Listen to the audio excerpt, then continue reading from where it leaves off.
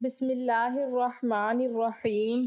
عمر بن حشام مشرکین مکہ کا سردار تھا۔ مشرکین کے تمام قبائل میں اسے احترام کی نگاہ سے دیکھا جاتا تھا۔ عمر ابن حشام قریش میں ابو الحکم دانش قاطع کے لقب سے جانا جاتا تھا، مگر اسی ابو الحکم کو اپنی کوڑ چشمی کے سبب دربار رسول صلی اللہ علیہ وسلم سے ابو جہل کا لقب ملا۔ اب بھی یہ عالم ہے کہ اگر کسی شخص کو ابو جہل کہہ کر پکارا جائے تو وہ مرنے مارنے پر تل جاتا ہے، ایسا غرور والا کہ مرتے مرتے بھی کہہ مرا کہ میرا سر گردن سمیت کاٹنا تاکہ دیگر سروں کے درمیان ممتاز رہے۔ ایک دن ابو جہل نے نبی اکرم صلی اللہ علیہ وسلم کی شان میں گستاخی کرتے ہوئے آپ پر مٹی پھینکی اور پھر آپ کا سر مبارک زخمی کر دیا۔ اس وقت ایک لونڈی یہ سارا ماجرا دیکھ رہی تھی۔ اسی شام جب آپ کے عزیز چچا حضرت حمزہ رضی اللہ تعالی عنہ، جو انتہائی بہادر اور طاقتور انسان تھے، شکار سے واپس آئے تو اس لونڈی نے یہ سارا ماجرا ان کو بتایا۔ نبی پاک صلی اللہ علیہ وسلم کے سر مبارک کے زخمی ہونے کی خبر نے آپ رضی اللہ تعالی عنہ کو چراغ پکڑا دیا اور آپ ابو جہل کو ڈھونڈنے نکلے۔ وہ اس وقت خانہ کعبہ میں موجود تھا۔ حضرت حمزہ نے اپنی کمان زور سے اس کے سر پر ماری۔ اس کے بعد حضرت حمزہ آپ صلی اللہ علیہ وسلم کی خدمت میں حاضر ہوئے اور کہا، بھتیجے، میں نے ابو جہل سے تمہارا بدلہ لے لیا ہے۔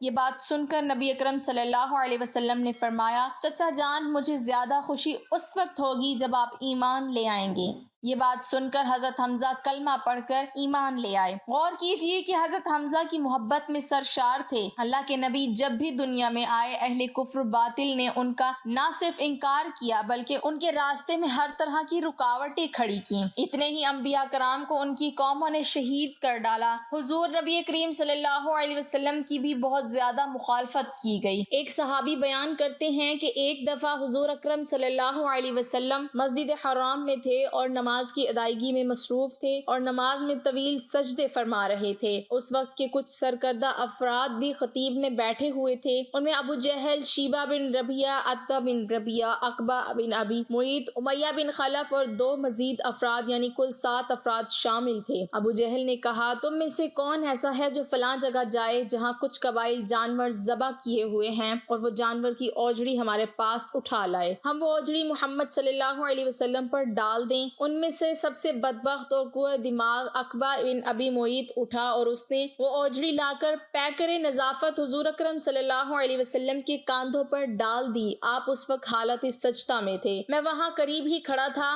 مجھے کچھ کہنے کی ہمت نہ ہوئی، میں تو اس وقت اپنی حفاظت پر بھی قادر نہیں تھا، میں کسی کو خبر کرنے کے لیے وہاں سے جانے ہی والا تھا۔ اسی اثناء میں حضرت سیدہ فاطمہ بنت رسول صلی اللہ علیہ وسلم تک یہ خبر پہنچ گئی۔ آپ دوڑی ہوئی آئیں اور حضور کی پشت مبارک سے اوجڑی کو اتار دیا۔ آپ صلی اللہ علیہ وسلم نے اس اذیت کے باوجود اپنی عادت مبارکہ کے مطابق سجدہ پورا کیا۔ اس کے بعد آپ مسجد حرام سے باہر تشریف لے گئے۔ راستے میں آپ کی ملاقات ابو البختری سے ہوئی جس کے بغل میں کوڑا دبا ہوا تھا۔ اس نے آپ کے چہرے انور پر ملال کے آثار دیکھے تو پوچھا، کیا ہوا؟ آپ نے فرمایا، مجھے جانے دو۔ اس نے کہا، نہیں، میں آپ کو نہیں جانے دوں گا جب تک آپ مجھے ساری بات نہیں بتا دیں گے۔ مجھے محسوس ہو رہا ہے آپ کو کوئی بڑی تکلیف پہنچی ہے۔ اس کے اصرار پر آپ نے تمام ماجرا کہہ سنایا۔ اس نے کہا، آئیے میرے ساتھ مسجد چلیے۔ نبی اکرم صلی اللہ علیہ وسلم اس کے ساتھ مسجد میں داخل ہوئے۔ ابو البختری نے ابو جہل کے سر پر وہ کوڑا رسید کر دیا۔ اس پر کافروں میں آپس میں ہاتھا پائی شروع ہو گئی۔ ابو جہل چلایا اور بولا،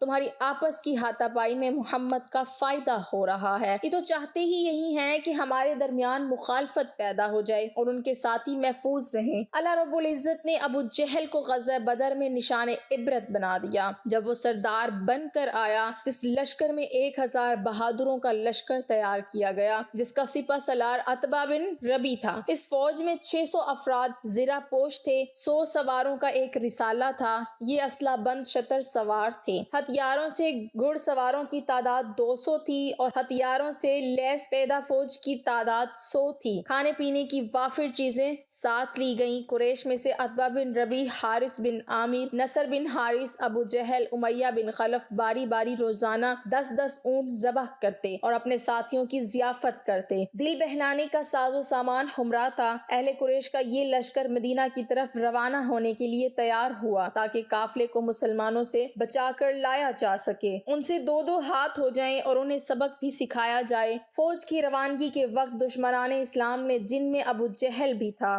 کعبے کی دیوار پر ہاتھ رکھ کر دعا مانگی: اے رب کعبہ، دونوں میں سے جو دین تجھے زیادہ پسند ہو، ان میں سے جو لشکر اعلیٰ ہو، دونوں جماعتوں میں سے جو جماعت زیادہ تکنے والی ہو، اور دونوں گروہوں میں سے جو گروہ زیادہ معزز ہو، فتح کا صحرا اس کے سر پر باندھنا۔ اہل قریش یہ دعا مانگتے ہوئے یہ جان رہے تھے کہ وہ حق پر ہیں اور آپ کے اصحاب کرام حق پر نہیں ہیں، جبکہ وہ سب کفر اور شرک میں مبتلا تھے۔ دشمنان اسلام کا فوجی قافلہ مکہ سے بدر کی جانب روانہ ہوا۔ ابھی قریش کا لشکر راستے ہی میں تھا کہ دوسرے قاصد نے آ کر خبر دی کہ ابو سفیان اپنے قافلے کو خطرے سے نکالنے میں کامیاب ہو گیا ہے اور وہ عن قریب بحفاظت مکہ پہنچ رہا ہے۔ اس خبر سے لشکر قریش میں اختلاف پیدا ہوا۔ ایک گروہ کہہ رہا تھا اب لڑنے مرنے سے کوئی فائدہ نہیں، مگر واپس لوٹ چلو، مگر دوسرا گروہ واپس لوٹنا نہیں چاہتا تھا۔ اس کی خواہش تھی کہ ہر حال میں مسلمانوں کا مقابلہ کیا جائے۔ ان میں ابو جہل پیش تھا۔ اس اختلاف کی وجہ سے گروہ کے کچھ لوگ واپس لوٹ گئے۔ ابو جہل، عتبہ، امیہ بن خلف اور ان کے ہم خیال مدینے کے مہاجرین اور انصار کا زور توڑنے کے لیے بدر کی جانب بڑھے۔ اب ان کی تعداد 950 تھی۔ نبی برحق محمد الرسول اللہ صلی اللہ علیہ وسلم حالات سے ہر وقت باخبر رہتے۔ آپ کے علم میں یہ بات آ چکی تھی کہ ابو سفیان کا قافلہ مدینے کے پاس گزر رہا ہے اور اس قافلے کی مدد کے لیے اہل قریش کی مسلح فوج مدینے کی طرف روانہ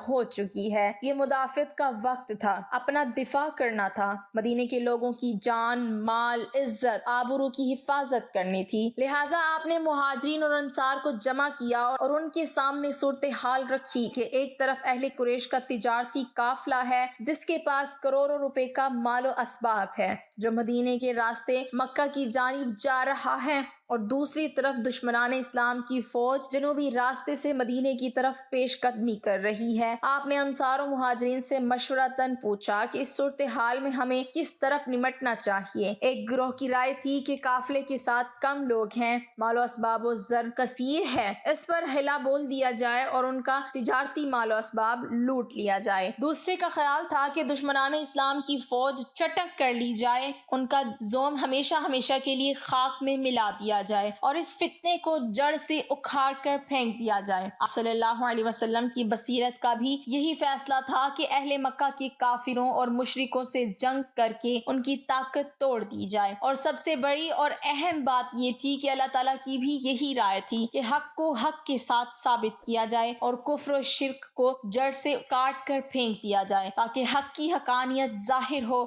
اور باطل کے ساتھ ثابت ہو جائے۔ لہٰذا اللہ اور اللہ کے رسول صلی اللہ علیہ وسلم کے حتمی فیصلے اور دوسرے گروہوں کے خیال کے مطابق اپنا دفاع کرنے کے لیے لگ بھگ 300 مجاہدین کی فوج ترتیب دی گئی۔ ان میں سے صرف 2 کے پاس گھوڑے تھے۔ کل 70 اونٹ تھے جن پر 300 مجاہدین باری باری سوار ہوتے۔ نبی صلی اللہ علیہ وسلم نے بذات خود اس فوج کی قیادت فرمائی۔ آپ صلی اللہ علیہ وسلم نے اپنے جانثاروں کے ہمراہ رمضان کی 16 تاریخ کو مدینہ منورہ سے بدر کی جانب کوچ فرمایا۔ ہجرت کے دوسرے سال کا یہ اہم ترین واقعہ ہے۔ دشمن آپ صلی اللہ علیہ وسلم سے پہلے وہاں پہنچ چکا تھا۔ اس نے جگہ جگہ پڑاؤ ڈالا جو جنگی نقطہ نظر سے زیادہ اہم تھی، جہاں پانی کے کنویں تھے۔ اس لیے آپ صلی اللہ علیہ وسلم نے کنووں کے شمال مشرقی سمت میں ایک اونچے ٹیلے پر قیام فرمایا۔ جہاں بازوں نے وہاں ایک جھونپڑی سائبان بنا دی تاکہ آپ صلی اللہ علیہ وسلم بحیثیت سپہ سالار اعظم وہاں سے میدان جنگ کا مشاہدہ کر سکیں، حالات کا جائزہ لے سکیں اور وقتاً فوقتاً ہدایت جاری کر سکیں۔ سامنے نشیب میں کفاران مکہ،